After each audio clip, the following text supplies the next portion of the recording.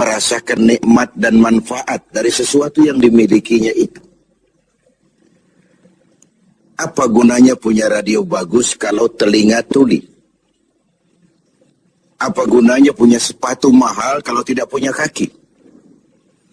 Apa guna punya televisi berwarna, gambarnya terang kalau mata pun buta? Demikian juga iman. Apa arti iman itu kalau kita belum bisa merasakan nikmatnya, indahnya, manisnya iman? Orang yang merasakan manisnya iman, manis rasanya ketika dia sujud. Manis rasanya ketika dia berlapar dan berhaus melaksanakan ibadah puasa. Manis rasanya ketika dia harus menginfakkan sebagian dari harta yang dimilikinya. Manis ketika dia melaksanakan wukuf di padang Arafah, berhaji untuk Allah. Manis melaksanakan apapun yang menjadi tuntutan dari nilai imannya itu. Untuk bisa merasakan nikmatnya, manisnya, indahnya iman, Rasulullah sallallahu alaihi wasallam mengajarkan kepada kita salasun man kunna fihi wajada halawatal iman.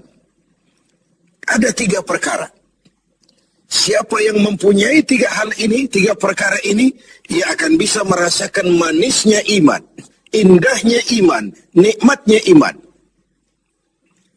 Apa yang 3 itu? Pertama, ayyakunallahu wa rasuluh ahabba ilaihi mimma siwahuma. Seseorang yang cintanya kepada Allah dan Rasulnya di atas segalanya. Kita diberikan hati. Dalam hati bertumpu sejuta rasa. Apa yang paling dominan di hati, itulah yang jadi kecenderungan kita. Bahwa kita cinta harta benda, tentu. Kita cinta tanah air, itu pun bagian dari iman. Kita cinta pangkat dan jabatan, wajar. Kita cinta anak dan istri, iya. Dan agama pun tidak melarang, persilahkan. Cintailah apa yang perlu kau cintai.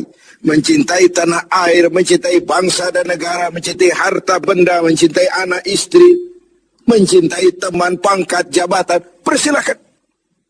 Tapi kan cinta kepada alam dan seluruh isinya dibatasi oleh kesadaran. Pada suatu saat kita akan berpisah. Cinta kita kepada harta, entah si harta dulu hilang di gondol maling, entah kita dulu meninggalkan harta itu. Cinta kita kepada pangkat dan jabatan ada waktunya. Cinta kita kepada anak istri sekalipun ada saatnya. Inilah batas kesadaran itu, supaya dia jangan berurat dan berakar di hati. Kepada Allah dan Rasulnya kita tidak akan pisah selamanya. Kesana idealnya kita memperbanyak rasa cinta ini. Ketika terjadi perang Tabuk, Baginda Rasul melakukan mobilisasi dana. Semua sahabat memberikan sumbangannya. Datanglah seorang sahabat, Sayyidina Abu Bakar Siddiq radhiyallahu anhu, memberikan harta bendanya. Begitu banyak sampai Rasul bertanya, hal tarakta li ahlika syai'an ya Abu Bakar?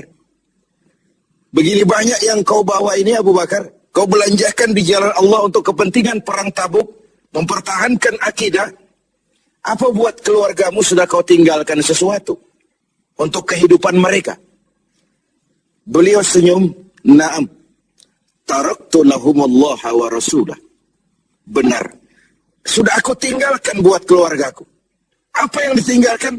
Aku tinggalkan kepada mereka Allah dan Rasulnya. Cinta kepada Allah dan Rasulnya. Itu yang aku tinggalkan kepada keluargaku. Adapun harta, semuanya aku belanjakan di jalan Allah untuk kepentingan mempertahankan keyakinan. Ini adalah sebuah contoh orang yang cintanya kepada Allah dan Rasulnya di atas segalanya. Harta itu, pangkat dan jabatan itu, semua kekayaan materi yang kita miliki itu, kalau sudah memenuhi panggilan Allah dan Rasulnya, semua mengalir. Semua mengalir. Dari sana dia datang dan ke sana juga dia akan kembali. Inilah keyakinan terhadap inna lillahi wa inna ilaihi raji'un. Dari Allah segalanya datang. Ke jalan Allah juga. Kepada Allah juga. Semuanya akan kembali. Jadi kalau cinta ini sepenuhnya sudah kita gantungkan kepada alam dan isinya. Cinta benar kita kepada pangkat dan jabatan. Sehingga sulit melepaskannya. Akhirnya terkena penyakit megalomania. Sindrom. Power syndrome. Sulit balik jadi orang biasa, sudah kadang jadi pejabat tinggi. Sulit melepas pangkat dan jabatan. Dengar mau ada mutasi, gerasak gerusuk, cari mbah ini, cari mbah itu. Bawa ayam putih, bawa kambing hitam, macam-macam dilakukan. Sebagai cermin bahwa jabatan itu berakar di hati, sulit untuk melepaskannya. Orang yang cintanya kepada Allah dan Rasulnya, kalau satu saat dia harus melepas yang dia sayangi, dahulu pun ketika terlahir ke alam ini, tidak ada harta yang saya bawa. Kalau sekarang saya harus melepasnya, innalillah wa inna ilaihi raji'un. Dahulu pun ketika terlahir ke alam ini, tidak ada pangkat dan jabatan yang saya sandang. Kalau sekarang saya harus melepaskannya, innalillah wa inna ilaihi raji'un. Oh, itu cuma sekadar titipan dari Allah saja.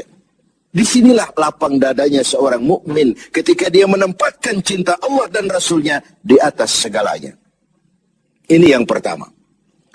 Yang kedua, untuk merasakan manisnya iman ini. Wa ayyuhibba 'abdan la yuhibbuhu illa lillah. Dia cinta kepada sesama hamba, cintanya karena Allah. Bukan karena kepentingan. Kalau sudah cinta karena kepentingan, sebatas kepentingan terakomodir, kita loyal, kita taat, kita setia, kita cinta. Begitu kita merasa kepentingan kita diabaikan, kita jadi musuh nomor satu. Pantas saja kalau dalam panggung politik ada pameo, tidak ada teman abadi. Yang ada tujuan abadi, kepentingan abadi. Hari ini teman, besok lawan. Hari ini disanjung, besok digusur. Agama mengajarkan cintai sesama hamba karena Allah. Bukan karena kepentingan, bukan karena mencari kehormatan diri, tapi karena Allah saja. Kau di jalan Allah, kau saudara saya. Kau keluar dari jalan Allah, sampai sini saja kita. Bersaudaranya itu karena Allah. Islam membebaskan manusia dari ras diskriminasi. Dan ikatan akidah jauh lebih kuat daripada ikatan darah.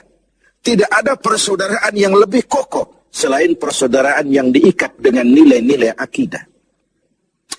Saya sih tahu mabuk itu haram, cuma saya ngormatin teman. Ngormatin teman, ikut minum. Saya sih tahu judi itu haram, cuma diajak saya nggak enak sama teman. Ngormati teman, mengorbankan keyakinan. Untuk hal-hal yang seperti itu, tidak ada toleransi yang perlu dirumuskan. Bersaudara karena Allah, bertemu karena Allah, berpisah pun juga karena Allah. Ini yang mahal zaman sekarang. Sekarang kan bersaudara karena kepentingan, karena ada maunya. Berteman karena ada kepentingan. Bila kepentingan tercapai, teman jadi lawan pun nggak masalah. Lawan jadi teman sekalipun, it's okay, asal kepentingan tercapai. Nah, nuansa Ramadan mempertemukan kita dalam ikatan jalinan karena Allah semata-mata. Bertemu ya karena Allah, berpisah pun juga karena Allah. Ikatan kekeluargaan kita sebagai bangsa memang nyaris rapuh. Berbagai konflik di daerah belum kunjung selesai. Baik yang bernuansakan agama, etnis, dan macam-macam lagi. Di Papua sana, di Poso sana. Bahkan di kota-kota besar masih sering terjadi bentrokan antar kampung, antar tetangga, antar wilayah. Lalu keroyokan, rame-rame, menyatakan identitasnya pada proporsi yang salah sebenarnya. Bertemu karena Allah, berpisah juga karena Allah. Persaudaraan semacam itu melahirkan kenikmatan iman. Kenapa? Karena imanlah yang mengayomi itu semua. Yang ketiga terakhir, untuk bisa merasakan manisnya iman, wa ayyakraha ayyauda fil kufri ba'da idh anqazahu Allah minhu kama yakrahu ayyukzafa finnar. Dia benci kekafiran, kebatilan, kezaliman, kemunkaran, ketidakadilan, maksiat. Setelah dia diselamatkan Allah dari hal-hal seperti itu. Sebagaimana dia tidak suka kepada neraka. Sebagaimana bencinya dia kepada neraka, begitulah dia membenci kebatilan, ketidakadilan, kezaliman. Tidak seorang pun di antara kita yang suka neraka. Jangankan lagi masuk, mendekat saja kita tidak kepingin. Seperti itulah harusnya sikap kita menghadapi kemunkaran, kebatilan, kezaliman, ketidakadilan. Bukankah Rasul mengisyaratkan, kalau kamu melihat kemunkaran, ubah itu dengan tangan. Kalau tidak mampu, dengan lidah. Kalau tidak sanggup, dalam hati. Setidaknya jangan join dengan kebatilan dan kemunkaran. Mengubah sebuah kemunkaran dengan tangan, itu simbol dari power. Siapa yang punya power? Penguasa. Tugas penguasa itu. Yang punya pasukan, punya senjata, punya dana, punya sistem, punya strategi untuk memberantas kemunkaran. Ada yang memberantas kemunkaran dengan lidah, dengan bicara. Para ulama, para mubalik, para kiai, para wakil-wakil rakyat di DPR sana. Mencegah yang munkar dengan lidah, bicara. Sampaikan apa yang menjadi aspirasi rakyat. Ada yang dalam hati saja, ini biasanya rakyat banyak. Bicara nggak didengar, kadang juga takut akibatnya, dalam hati saja. Setidaknya tidak join dengan yang namanya kemunkaran. Karena ketika yang ma'ruf berjalan, yang munkar juga berjalan, sama-sama berjalannya, lalu hukuman datang kepada yang munkar ini, yang ma'ruf pun akan terkena juga dampak dan akibatnya. Inilah makna pernyataan Quran, wattaqu fitnatan la tusibanna allazina zalamu minkum khassah. Takutlah musibah, bencana yang kalau datang tidak hanya menimpa orang-orang yang zalim di antara kamu, yang baik pun akan terkena juga dampaknya. Karena itu setiap kita mempunyai kewajiban moral untuk menjaga kemaslahatan umum secara